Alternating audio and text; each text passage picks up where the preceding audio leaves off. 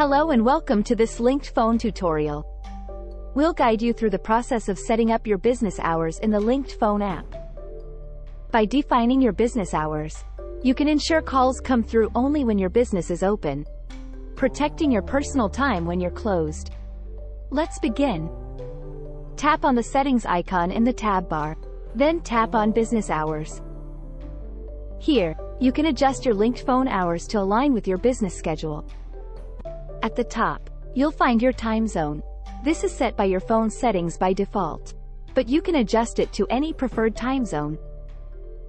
Swipe through the options until you locate the correct one. Next, establish the business hours for your work week. Tap on the desired day of the week to open an action layer where you can set your opening and closing hours. At the top of scroll wheel, you'll find options for open all day and closed all day. After setting the hours for a particular day, tap on Set. Repeat this for each day of the week.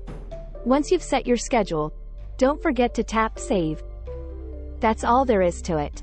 Your settings are now configured so you'll receive calls only during business hours. Outside of these hours, calls will automatically be directed to voicemail. From the LinkedPhone team, we thank you for partnering with us.